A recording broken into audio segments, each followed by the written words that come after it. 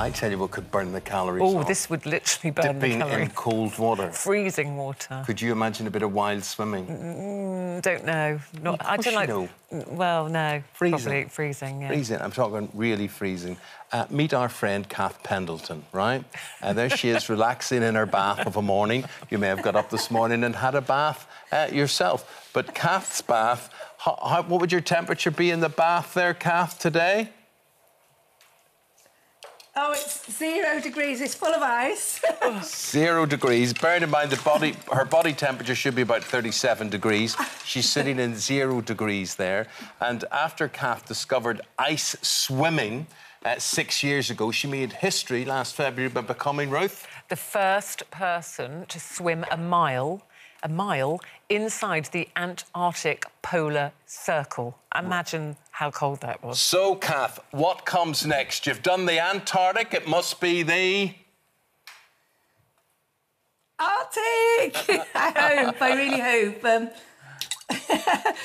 Youngs, if you're listening, please, I want to go to the Arctic. Is this you training for the Arctic? Is this how you train, Cath? So just explain to people where it's not your bath. What is it and where is it? This is a chest freezer, a 6-foot chest freezer in the garden shed, which is called the Ice Palace. And I had an old shed that I had this freezer in before I went to Antarctica because I was worried that we wouldn't have a cold enough winter. So Jay Kennedy, that was running the Exped to Antarctica, said, you'll just have to do like the Australians and get a chest freezer. So the July before I went to Antarctica, I was straight on Facebook Marketplace, £50 chest freezer, pimped it up a bit and sat in it, I think, 3 times a week, like every week from the July until I went in the February. But I don't like it. I just had to do it. Well, you say you don't like you don't it, like but it. you swum in the Antarctic. Yeah. I love swimming in the ice. It's like the best thing ever, and I would do it every day if I could. But just to sit in the ice, or I can't even take a cold shower. I can't go down the cold aisle in a supermarket. I'm just like, and everybody's like, and I'm always in loads of clothes. But swimming in the ice for me, I just love it. It's my complete reset. I do it every single day. I just love the winter. I love it so much. Yeah, you can see how at ease you are there, and respect to you. I mean, you are an elite athlete doing what you do. But in everyday life as well, it is amazing how many people have a chest freezer like that and they get into it because they think it tightens their skin or it reduces inflammation. And the whole rage is to take cold showers. Yeah. And this wild swimming that a lot of people are doing. A lot of people are doing off the coast in winter and things. The buzz from it, the endorphins after are amazing. And I think lockdown, unfortunately in Wales we weren't allowed to swim, but, you know, throughout the UK where people could still travel to exercise, I think it went something like Outdoor Swimmer magazine did a research thing and it went up like 300% people taking to it. You know, everybody says to me, you're going to have a stinking cold. I've never had a cold in the whole time that I've been ice swimming. Well, that's amazing. Well, talking I'm 50 about next that... year, whether it makes me look younger... You look well, great. I want to ask the doctor, really, what is happening to your body as you're sitting in there and the whole rage of all of this, that people want to have cold showers and sit in fridge freezers like this. What would you say about this, Ellie? Well, first of all, I mean, I'm cold just watching this.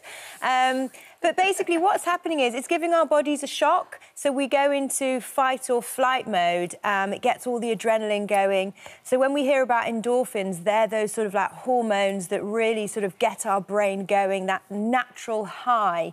The circulation changes because you have that sudden change in body temperature. So all of the blood goes to the vital organs, the heart, the brain, the liver, and it really gets the blood pumping. And I think that's really why people like it so much at the moment. It becomes almost addictive, actually, that feeling. Well, I think, Ellie, if I did what Cath is doing, I would have a heart attack. I think they'd just find me dead in the fridge freezer. I have actually got goosebumps just watching her because I feel so cold. I'm the person who's always cold in the freezer aisle in the supermarket. But she's right, it is so popular now. I think it's the natural endorphin rush that people really find addictive, and it is not bad for your immune system. People are not going to get coughs and colds by cold water swimming. In fact, the opposite. It's actually good for your immune system. And Cath, are you getting an endorphin rush now? How long would you normally spend in there? Because I don't want to keep you too long, much longer than we need to if it's painful. I'm okay. I'm okay. I'm okay. I'm quite comfortable. But I'm listening to you, and there is a really good thing. The Royal Life Saving Society do something called the sponge to plunge. So that's where people start taking cold showers to build up to going in the water in a really safe way. Well, Ruth's just done the couch to 5K, so now the sponge to plunge is the next thing. Maybe that's my next challenge. Your next challenge, so you've done the ice mile in the Antarctic. You want to go to the Arctic, but there are the ice sevens, aren't there? So I'm assuming that's 7 swims in different cold places. Yes, it's called the Ice Sevens Challenge. It's by the International Ice Swimming Association. Only 2 people so far have ever done it, and that's the Ice Queen. She's absolutely lovely, Jamie Monaghan from the USA, and Jay Kennedy, the expedition leader for Antarctica. So I've done 8 official ice miles, but only 3 of them actually count towards the Ice Sevens. You have to swim 1 mile in water under 5 degrees in just your bather's hat and goggles. And one of them has to be a 0. So really luckily, I ticked that off last year in Antarctica. I hope to go to Canada in December and Russia in May, which will be my Asia one. And I'm really hoping that I get to go to the Arctic, which isn't part of the Ice Sevens. It's a personal challenge that I'd really like to do. And have you got a sponsor, Cath? Because obviously all this costs money to be travelling around the world doing this. I've been extremely lucky. I've got a sponsor, Young Seafood, and I'm really hoping that they'll continue to sponsor me for another dream swim next year. Yeah. I've got loads of dream swims that I'd like to do. I'd like to do an altitude swim as well. I want to go ice free diving. I just...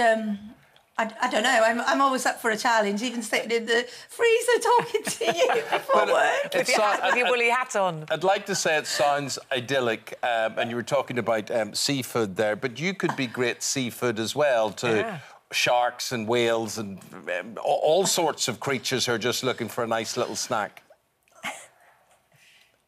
Yeah, that was the thing that I was really scared of in Antarctica. I thought that a leopard seal was going to kill me. I'd convinced myself. And the funny thing is, on the Merthyr Mermaid, just before my swim, a pod of about 30 to 40 orcas passed by. And it didn't even enter my head to be scared of the orcas because I was just so fixated for 2 or 3 years leading up to it that a leopard seal was going to get me. But luckily I didn't see the orcas. I was sat inside. And I said after, when I seen the video, I think if I'd seen them, I don't know if I could have got in. But the cameraman, James, he was like, do you know what? You were so focused. You would have kissed him on the nose and kept going. I know that you've got a little ritual you do, a little song that you sing, haven't you, to prepare yourself, to get yourself in the mood. What's the music? What do you like to sing? Oh, Club Tropicana every time, or Feeling Hot, Hot, Hot. Anything that's warm. Guys, thank you. And for all of you phoning in and admiring Cath's woolly hat on there, it's a practical use because it hides the microphone pack up there, keeps it dry. It's not a swimming hat. Cath Pendleton, you are some pup. Amazing. Thank you very much indeed. Appreciate it. We'll let you get out and get warm. Enjoy your sponge to plunge. Oh. I'll let you know how I get on, Cath. You're an inspiration. Cath. Thank you so much. No, but, I feel cold just watching her. No, but seriously, I think I should do that sponge to plunge because you know how many people have said to me for information and it's things good for you should be doing information. that. Yeah. And wakes you up, wakes your brain up in the morning. Wake me up before I go. It could be your song. Go. That could be my song. Get in the show. Wake me up. Turn it colder, colder. Yeah. She's brilliant. I did do it for 2 weeks. I did do it. Well, 2 weeks is not long enough, is it? And then I stopped it for a day or so, and I had no desire to go back to it. Funnily oddly enough. I have no desire to sit in a freezer of ice. Do you think it did all that and made me shinier and tighter? A little bit, maybe. Just a little bit. Anyway.